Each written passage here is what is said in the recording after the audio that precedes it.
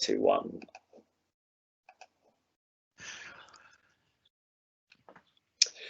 Well, welcome to session number 7 of day number 2.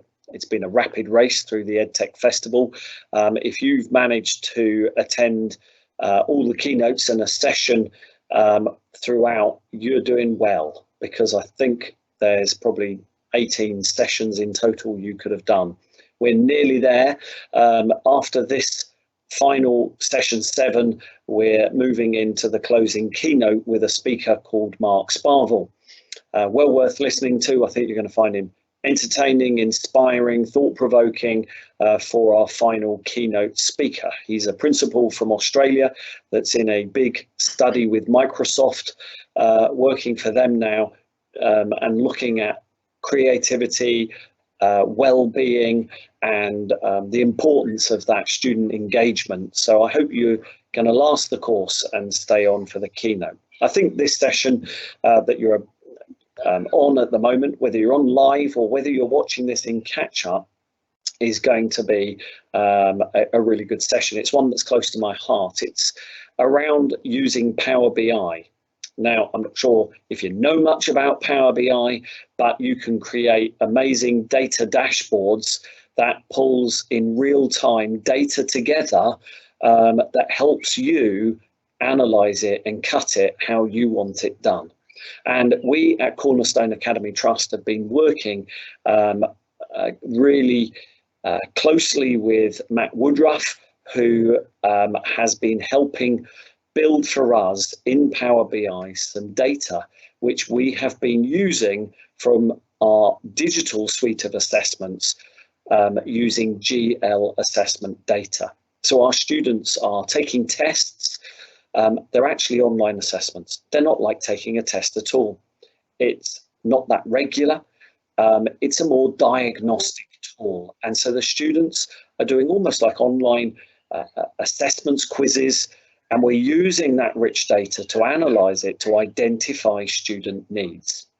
So the head of curriculum for Cornerstone is Alex Pulfer, and she's going to be talking to you how actually we use this data to have professional dialogues with teachers around not crude targets of outcomes, but actually more analytically looking at where children are maybe not making the progress we'd expect, where the achievement isn't what we would like, how we can really target those children and align resources to get the very best out of children. This is a supportive dialogue with teachers around children and using that rich information to share with parents. And then, as I've already said, working with Matt, we're delighted to have Matt Woodruff doing some really innovative and pioneering work to analyze data in a very intuitive way. One of the things I like that he's been developing are the power of AI tools. You know, I'm waiting for that day when I can sit in front of my computer, talk to Cortana or a digital assistant and ask it information like, how many children are absent today? And it pulls real time with the power of the voice that data to our screens. And we're working closely to get those analytical tools, that AI, to combine to data is not a confusing concept just to a few techie people in the organization, but actually a tool that every teacher, every leader can use intuitively to get the information at your fingertips to make a difference to teachers, to learners, to get the very best outcomes for our students. So I'm going to send live now. I should have sent live a little bit before because I didn't have your PowerPoint up there, Alex. I do apologize, but I'm going to hand over now to Alex, who is going to take us through the first part of this presentation. Thank you, Alex. Right, thank you, Jonathan. Hello. First of all, I'm just going to give you sort of an overview of the Trust and how we work with the curriculum and the teaching. We're in a lucky position where we have the 4 schools, the 4th one opening in September, where we have one shared leadership team. So obviously all with the same vision. We have the same curriculum which is shared across all of the schools, which means that all of the planning can be done with the phase leads and the year group leads, and then delivered across the schools, which has been key actually in the past few months with the partial opening and just having key workers in school. We've managed to do all the planning, and then some of the teaching has been delivered by teachers in school, teachers at home, all with the same learning outcomes. So the assessment systems are then obviously the same as well, and I will show you the assessment timeline that we have. So as Jonathan mentioned, we use GL assessments, which are online tests where the children sit and do them independently, and then we're able to have instant results, and which makes it much easier, and also the fact that the results are standardized age scores, so we can easily track the children and see whether they've made any progress, whether they're staying on track. The whole idea of doing these assessments isn't just to do a test and to be given a score at the end. The idea is that we look at them, we look at the reports, and we make sure that they actually have an impact upon the child's learning. Now, alongside all of these standardized age score and the results for the test, we have a whole raft of other software that is more curriculum based and delivering the content. So we can look at the results from the GL tests, and we can find out right down using the question level analysis, right down at a really, really granular level. And all of these other programs that we use also collate loads of data that the teachers can use. So we can really, really quickly, with all of these digital resources, have instant results, which means we can really quickly put in place high quality interventions. So many of these programs are linked to curriculum activities. One that I haven't actually put up there is Purple Mash. So when you do an activity, it's got all of the curriculum links that can then be assigned. You can group all of the children. So it becomes a cycle of review and then looking at the data, and then adjusting and reviewing the curriculum. So it's not just a data drop done for the sake of it. So we have the 3 testing points. It's not done for the sake of it, just to get results. We actually have to use the data, otherwise there's no point in doing them. So with all these different bits of data, not just the GL, we need to have somewhere to record all of this information. So I think at the moment, now more than ever, with the impact of COVID, we've got to think about where the gaps are, and again, on a more granular level, how with the teachers, how can we set information, set work for the children, and do more quizzy type assessments to gauge where the gap is from the summer holidays and also the COVID gap, so that we can be assigning work to the children to possibly catch up. Hopefully there won't be that much of a gap.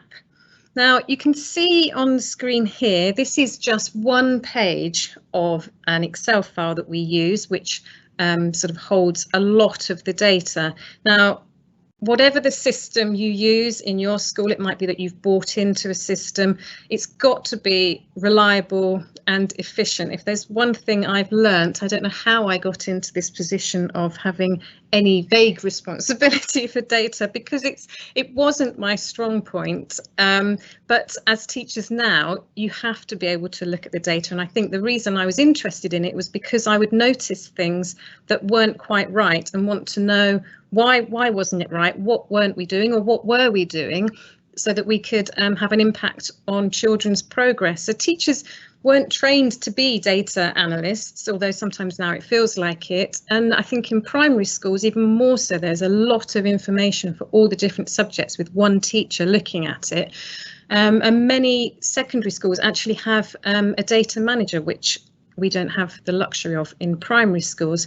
So however you collate all your data, it's got to be effective and with the aim to support the children's learning, not a time wasting exercise. And we have actually had quite a few different systems for collating data. Sometimes they've just become bigger and bigger. And I think always there is the issue that people can affect any of the formulas in Excel spreadsheets and things like that. And someone will have spent a long time coming up with a new spreadsheet. The one we're using at the moment actually was created by 2 teachers. So it was exactly what the teachers wanted rather than what they might have been asked to do. So it's actually useful information. So, but now that we've got a lot more of the digital results, teachers aren't having to mark the papers themselves. The workload for the teachers can actually shift to looking at the results and making use of them and then adapting the curriculum. So I think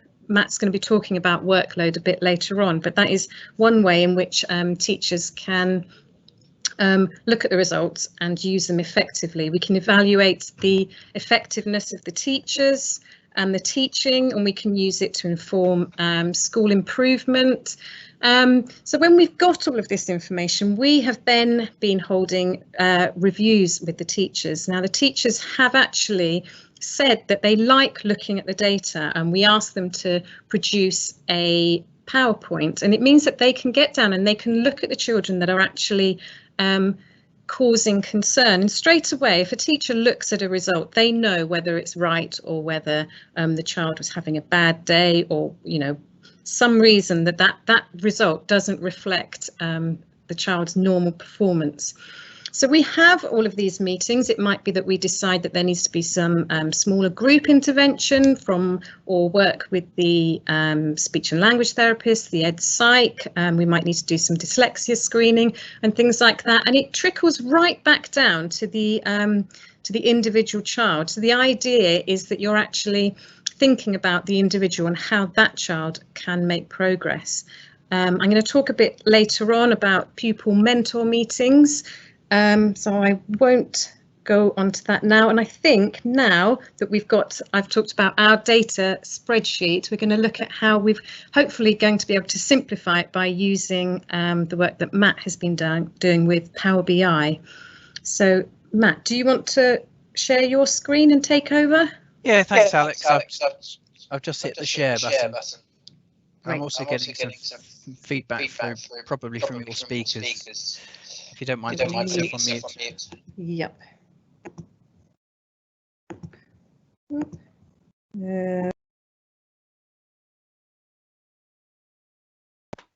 How's that sounding, Matt, now? It sounds better, yeah. Right, let me try and reshare now.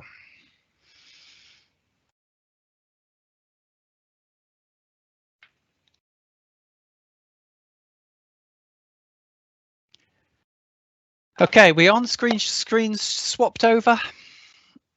Seamless. What could possibly go wrong? Good afternoon, everyone. I feel I'm trapped in some sort of time tunnel because this exact slide was in the presentation that I was doing in a different stream on a different topic 30 minutes ago. So I need to try and remember where I am, who I am, what I'm doing. Making data work. I use this really as a prompt, and it's a brilliant segue from what Alex was talking about there. I used this as a prompt while it was November 2018, when Becky Allen and co. As part of the advisory group, reported back on the impact in teacher workload for handling, in particular, assessment data. It's still relevant, it's still current, and anything that we can do to reduce the amount of workload on staff, particularly if they're generating data for different audiences. We're looking through a particular lens at what we're talking about today, and that's really for teachers, for senior leaders. But there are different audiences there. So it should be a case of record once, use multiple times. Jonathan, right at the beginning, mentioned actually using this information in parental comms and parental reporting. So whether we're talking about students and pupils engaging with analytics, their parents, staff, support staff, teaching staff, leadership, governance, we shouldn't be putting more demands on people, teachers, to produce data in different forms. Let's automate that. Let's actually use system intelligence to take an awful lot of the workload away and have those in a professional capacity do what they do best, which is really to interpret that data and decide what to do differently, and actually look at the impact to teaching and learning, which is exactly where it ought to be. So I always use this making data work somewhere within a presentation. Really happy it follows here. We've just gone through a couple of slides where you may be thinking, crikey, there's a lot of different data sources that are being used. There's a lot of information generating across a lot of processes, and that's exactly why we put the effort into making sure that the systems are in place that actually makes it possible, because without that I think you have far too much to be doing. So what I'm going to do over the next, I've only got really one slide here, and then we're going to cut over to kind of an interactive scenario, and we'll show you how Cornerstones use Power BI, and also how I've helped other trusts and schools in different sectors use Power BI as well to turn data into meaningful information to make better decisions. That's what it's about at the end of the day. Because I'm going to talk about Microsoft Power BI, and clearly I have no idea in terms of the audience at this presentation, in terms of what you've come from, in terms of background here, so let me just explain what this is. It's a Microsoft tool. It has existed for a number of years. It is huge development activity going on around Microsoft Power BI and its development. It is a superb way to take data from different sources and to visualize it, to make it understandable, and to present it in a timely way to those different audiences. You can access it through the Microsoft Office 365 suite, so it is a separate licensed component from Microsoft, but it can empower senior leadership teams, teachers, lots of different stakeholders with views there. It's available on the web. It's also got native applications, so you can go to the Play Store and download the Microsoft Power BI native application for free. And even if you've got some capability, your secondary school with a data manager, anyone with kind of I'd say more advanced Excel type skills should be able to use Microsoft Power BI to actually build some of your own in-house analytics in there too. So if you've not come across it before, I encourage you to go to powerbi.com. There's an awful lot of online learning and community support around the use of Power BI. That being said, let's go and do something fun. So we're actually going to do an interactive scenario here. I'm going to show you how Cornerstones are doing this. In particular, we're going to focus on this GL assessment kind of area, because that's one where there are clearly a number of different tests and reports and diagnostic tools that are being used by the trust.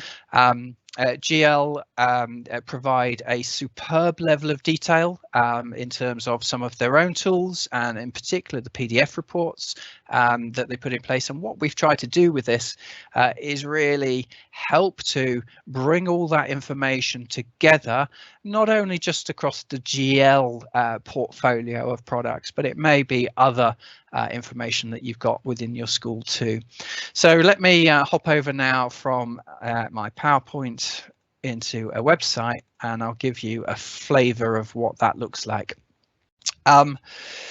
So here we are within Access Data Impact. So this is, this is a Coscol application that really provides Power BI embedded in our application. So the Power BI reports might be sitting inside your own Office 365 suite, may actually be hosted by us. Some of them may actually be public data. So we hoover up and make available all sorts of public data from Key Stage 2 performance, Key Stage 4 performance, workforce census returns, financial census returns, all of those sorts of things within there too.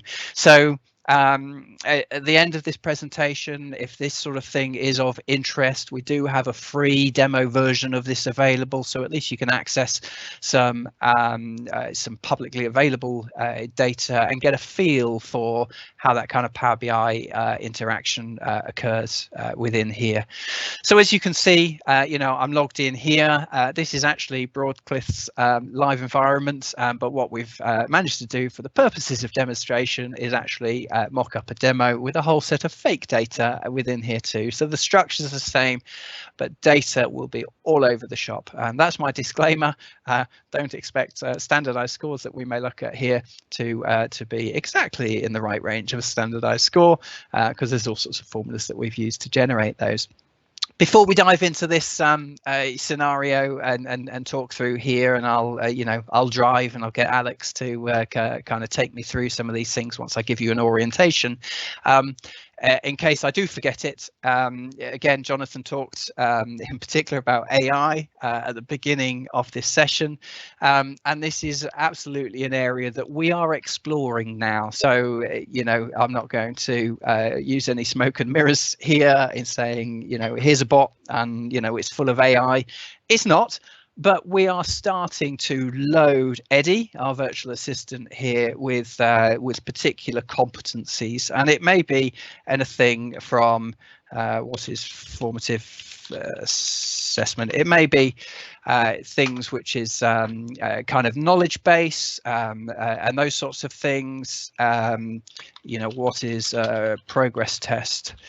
In particular with reference to GL, because we're looking at GL. So we can load this thing with knowledge base. So actually teachers, members of staff, leadership teams, those sorts of things can get in here and get access to that information.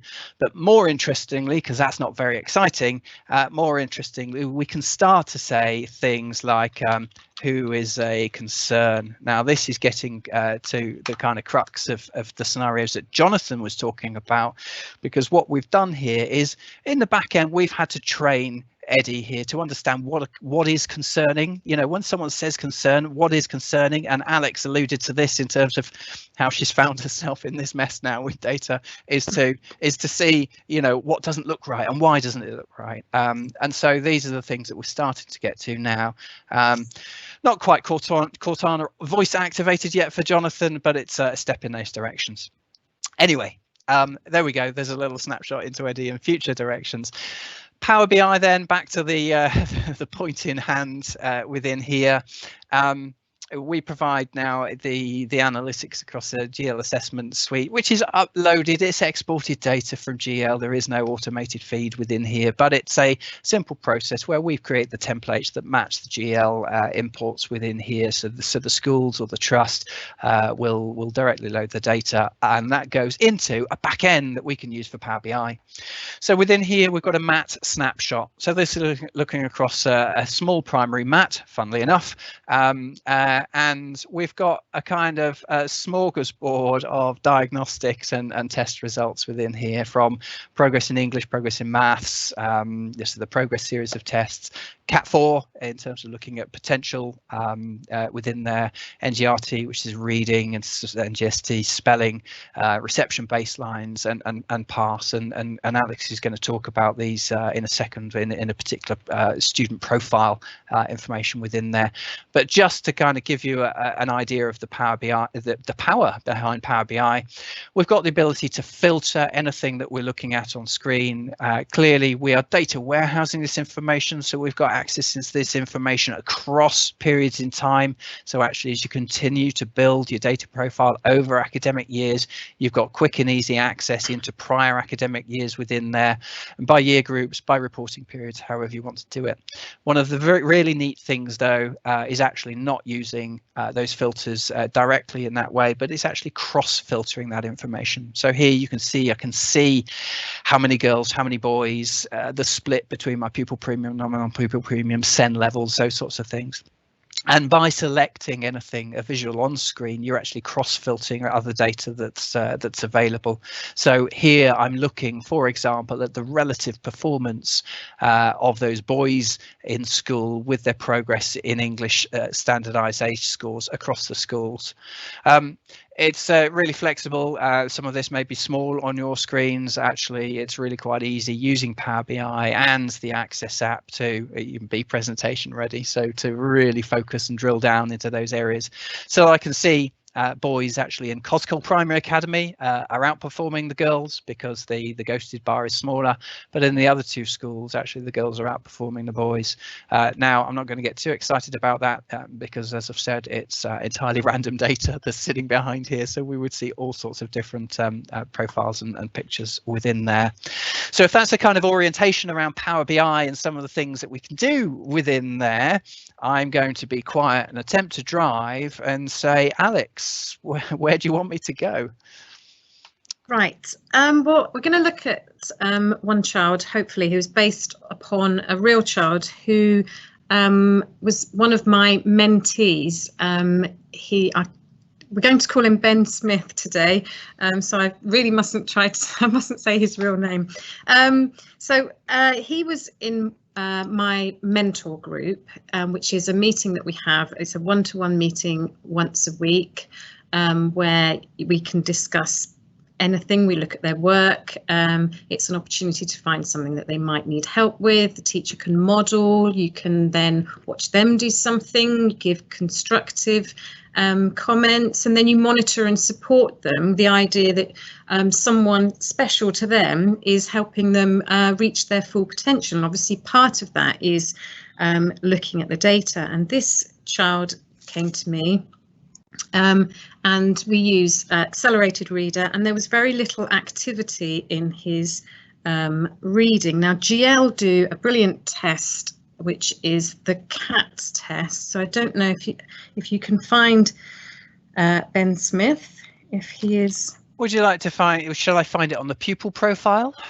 Yes. Yeah. Okay. All right. So what I'm going to do then is skip through all of the tests. So you can notice there's a whole set of tabs along the bottom here, which go through turn by turn here, Cat 4, progress in English, progress in maths, progress in science, basically to provide detail at a maths or a school or a group level information within there. Towards the end, then we've got this area for pupil profiles and pupil progress where we can investigate individuals. So I'm going to do that here. Oh, it's cheated. Look, it's Ben Smith's already preloaded. It's almost like someone knew we were going to come and do this presentation within here. So let me just take Ben Smith off. So here I'm looking across all the data that we've got available. I'm going to take these other filters off too, as I pre-selected those somewhere else. And in this full name box, all I'm going to do is I'm actually just going to start typing. So I will hit that in there, and when I start typing Ben, it's going to find me all the children, in this case across the whole trust, with the letters Ben in the name, but I can see Ben Smith down at the bottom there. So I'm going to filter this view now just on Ben. Brilliant. So as you can see, we've got the standardized age scores. So what I was looking at initially was the Cat 4. So we could go in more detail. Do you want to do that, Matt? Or we can just look at it on the screen there. I mean, what it stands out to me is it's all green. So he's obviously doing well. He's high cognitive ability, and across all the different batteries there. So you've got the verbal, spatial, non-verbal. So they're all consistently above average. And if there's any sort of more detail that I wanted, I could actually then go and look at some of the written information on the report. But initially, I'm just looking at the numbers, basically. I can find out the number of questions that he answered and which percentile he is in the UK, because these are standardised scores. I can also look at the confidence bands and see whether there is any form of overlap, or whether, you know, these are sort of reliable results. So you can see here really that he has no bias. He has high scores across all of them, which means he should really be performing highly in all subjects. So the thing for me was reading. However, while I'm looking, I look at all of the results, because once I've started, I can't stop. So it should be high in all of them. So then I sort of start looking at the teaching and learning, and then we need to make sure, look at the curriculum. Is it appropriately high for him? Because it could be that he's getting bored. Are there opportunities for enrichment and extension activities? Which groups are he in? If you are setting, is he in the right group? Is it a group that's got the right pace of learning for him? So part of the information that we also have is, where should we go next? If we have a look at the PTE. The standardisation score here. Yes. So on that one, he's above average there, and he's high again, but he's not actually performing as he should be in comparison to his Cat 4. So straight away that is sort of flagging something. I mean, he's just, I've put my glasses on, but I think he's just above average there. And on your SAS radar thing there, you can see that there are a few things that where or do you want to explain what the colours are? Yes, and if I explode that view, that might help with the glasses too here. So we got the green. If you're not familiar with the radar chart, basically what it's doing is it's plotting that pupil result against the cohort average. So this is his peers that we have data for within the school, right? So so it's a comparison within that, and you can see, you know, as you hover over here, it will give those pupil results. So it's quite easy to see where actually the pupil result is significantly higher than the cohort average. Again, don't read too much into that, because the cohort average will be random data within here, but we can see that the spelling test standardized age score is actually really quite high. But as Alex is alluding to here, when you actually look at the NGRT, so the reading test, there's a significant drop off. So you've got standardized scores across, you know, clearly the progress in science, progress in maths test are very high. English is kind of average. Strong results in spelling, but what's happening there within the reading? And so the radar chart actually shows you, you know, where those kind of dips or anomalies are in a highly visual way. Brilliant, thank you. So we were looking at PTE, weren't we? And I just said that with his Cat 4 results, we thought that he should be higher.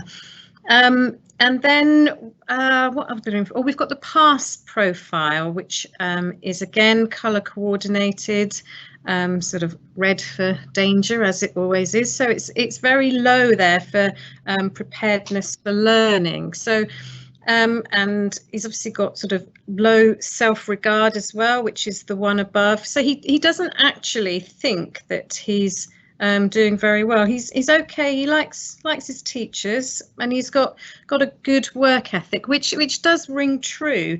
But it looks like he needs to sort of get back into schoolwork a bit. And this child, Ben, was very dramatic, not very dramatic. He was into drama. He was a good singer. He was in lots of performances. He was also a very strong swimmer. He was a rugby player. He had lots of interests outside of school, and he was good at most things. And it turned out that when we look at his NGRT score, which is much lower. It's below average, and it's very low on the national percentile ranking.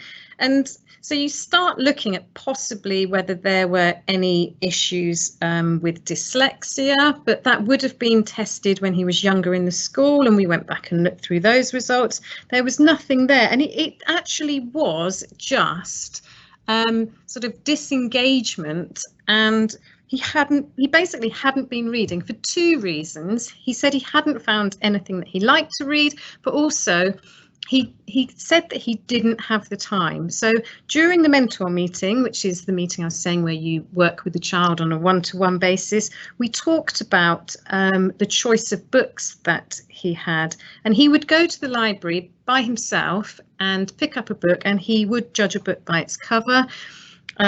He wouldn't read it. He would just take it out. He wouldn't do any of the accelerated reader tests. So there was very little data from the other system as to his reading levels. So we both went together to the library. And one of my favourite authors for this situation is Paul Jennings, particularly for boys. They're slightly rude, a bit silly, and there's lots of short stories within one book. And within a week, well, he'd read that book overnight, and I think because they were small, manageable books, he was able to see some progress. He did the tests, he got 100%. And within English, within maths, he made similar progress, which is what was expected because he was already doing really well. His SAS in English actually increased, I think it was by 23 points. He became way above average, and certainly way above average progress within his NGRT test, and also his past test really did improve. And I think he had, as I said, just become sort of disengaged with the work, and particularly towards the summer term, where we have to be careful with these children who are sporty and musical and do lots of other things, that we don't actually focus too much on those things and forget things, even just as simple as like the 10 minutes reading, because the impact that had and the encouragement from a human being had a real impact on his learning.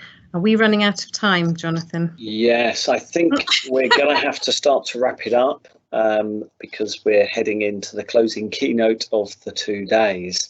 So I think we've got really 2 minutes left just for some wrap up final comments from you and from Matt. Okay, so I think this is the final slide anyway. I'll speak really quickly. So we are looking at what we have to do next with the data dashboard. As I said earlier, that it needs to be a reliable and efficient system, which I think the teachers are going to be thrilled about. We have to use this data to report to stakeholders and looking at the impact that it has on the curriculum and the ways in which we deliver the curriculum. So scaffolded, group works, the adults involved. So I think the thing to take away is you can have all this information, but the main thing is it has to have an impact on the curriculum, which has to be reviewed. And at the heart of that is assessment so that we can improve everything. Is that all right? Final closure for me, Jonathan. What she said. Go. We're done. Final links are on screen there. We do have a demo environment available, so if those either on playback or in the live session today want to reach out and contact, they can either contact Cornerstones on those address or Coscol directly. I'd be more than happy to hear from you. Lovely. I just want to say a big thank you to both Matt and Alex for the time that they've taken to share their insights into how we're using data, really to have those professional dialogues, but also how we are using the data analytical tools to make those conversations meaningful, putting the tools into the hands of teachers, making data at the touch of a button and accessible. Really thank you to both of you. Thank you for everyone that's online and watching, those who are watching on catch up. If you do have any questions, you've just seen Matt's direct contact details. There's mine, jonathan.bishop@tcat.education, my Twitter handle @Broadclist. We're using the hashtag EdTechFest. Please tweet, please follow, please get in touch. You know, I know for many this might be more granular and maybe down the line for you on your EdTech strategy, but I think you need to start really thinking about how to use that data effectively. I want to encourage you all to stay with us for the final keynote that's going to be beginning in a moment. Thanks again. Thanks, Matt. Thanks, Alex. Thanks all. Thank you.